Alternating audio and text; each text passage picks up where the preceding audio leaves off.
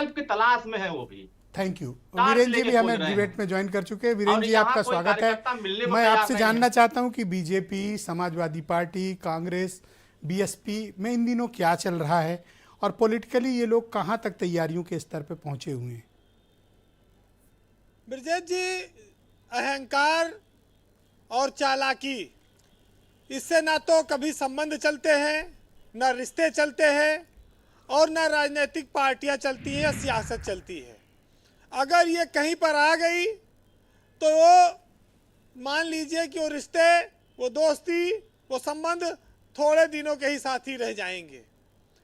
UP की सियासत में जिस तरह से इंडिया गठबंधन बना था और एक मैसेज गया कि अब समाजवादी पार्टी और कांग्रेस एक साथ आ रहे हैं बीजेपी का मुकाबला करने, तो लोग विपक्ष में ये भूल गए कि मायावती रहे चाहे ना रहे, ये गठबंधन अब बहुत बड़ा मजबूत हो गया।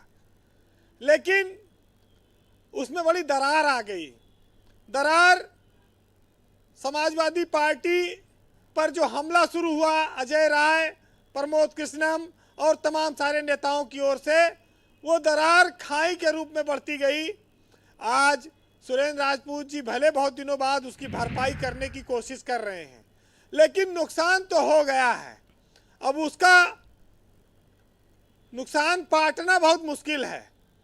अब दोनों लोग 80-80 सीटों पर अपनी तैयारी कर रहे हैं और वो भी 80 सीटों पर तैयारी कर रहे हैं जिनके पास जिले में 80 कार्यकर्ता तक नहीं है, वो भी 80 सीटों पर तैयारी करने का दावा करते हैं। आज इंडिया गठबंधन की जो दरार है उसका सबसे ज्यादा फायदा भाजपा को मिला है। ऐसा क्यों हुआ? कांग्रेस में एक चर्चा आई कि अब लोकसभा में तो मुसलमान की मजबूरी है, वो कांग्रेस के अलावा कहीं वोट दे नहीं सकता, मुसलमान का वोट मिल रहा है, इसलिए अब सपा की साथ की बहुत ज़रूरत नहीं है। अगर मायावती का साथ मिल जाए तो फिर मुसलमान और दलित का एक मजबूत गठबंधन बन जाएगा और फिर हम लोकसभा में और बेहतर भाजपा से लड़ सकते हैं। लेकिन ये सब काम मायावती से बिना पूछे और बिना सहमति के हमला शुरू हो गया।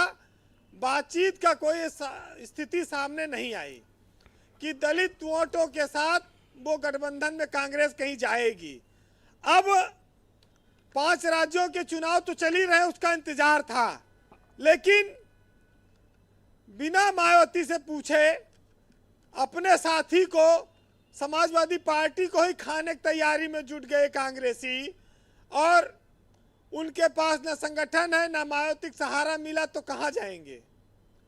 ब्रजेश जी, इंडिया गठबंधन में जो लोग थे वो ये बात को महसूस करने लगे कि कांग्रेस बड़ी पार्टी है, लेकिन अपने साथियों के साथ स्टेट लेवल पर उत्तर प्रदेश में वो ईमानदार नहीं रह गई है।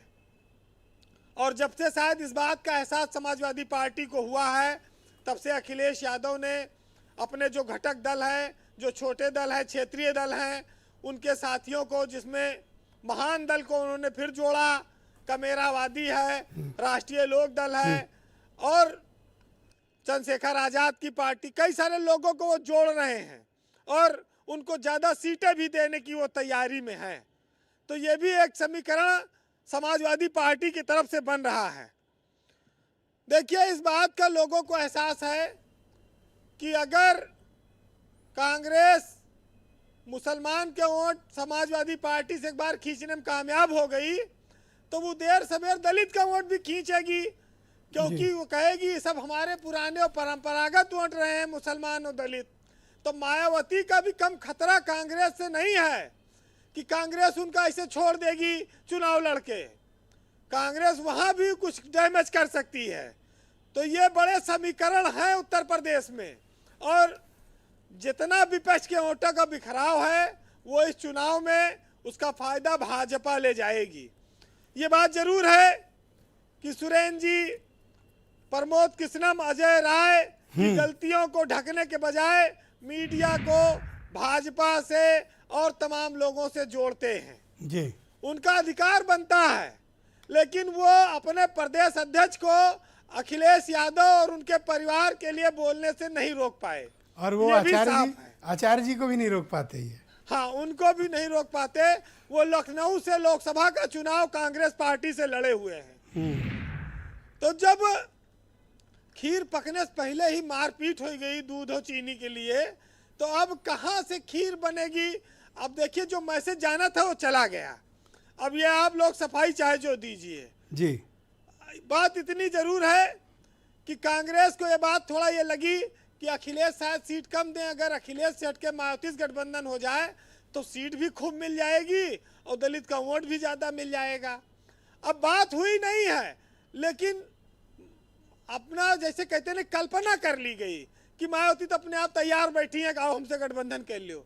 अरे मायावती ने जब देखा कि आप अपने गठबंधन के साथी अखिलेश के साथ ऐसा व्यवहार कर रहे हैं, तो हमारे साथ आगे चलकर आप और व्यवहार खराब कर सकते हैं, तो मायावती तो किसी से गठबंधन करने वाली रही नहीं। तो आपका कहने का तात्पर्य है कि मायावती सपा से कम कांग्रेस से ज्यादा नाराज हैं?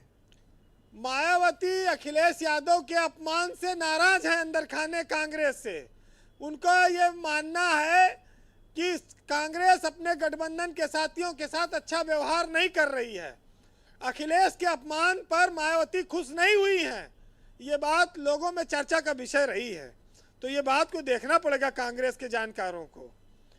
देखिए, सबको अपना दर्द पहाड़ जैसा लगता है और दूसरे का दर्द चींटी जैसा नजर आता है। तो कांग्रेस को भी ऐसे ही लग रहा है जी, बस इतना ही मानिए। लेकिन जो सपा और कांग्रेस के बीच एक फासला बना है, इसके एहसास को लंबाई से नहीं नापा जा सकता। इसके एहसास को वक्त नापेगा। जी वीरेंद्र और जी। जब लोकसभा का चुनाव आएगा तब पता लगेगा।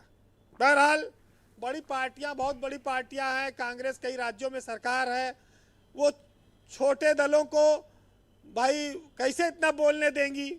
तो एक साहित्यकार ने लिखा है, सुनिएगा, कि अमीर इस बात को अपमान समझ बैठे कि ये गरीब खुद को कैसे इंसान समझ बैठे, और जुर्म करने वालों बस एक गलती कर दी कि ये लोग अखबारों को भी बेजुबान समझ बैठे, और थोड़ी बुलंदी क्या मिली इन बादलों को, पागल खुद को ही आसमान समझ बैठे।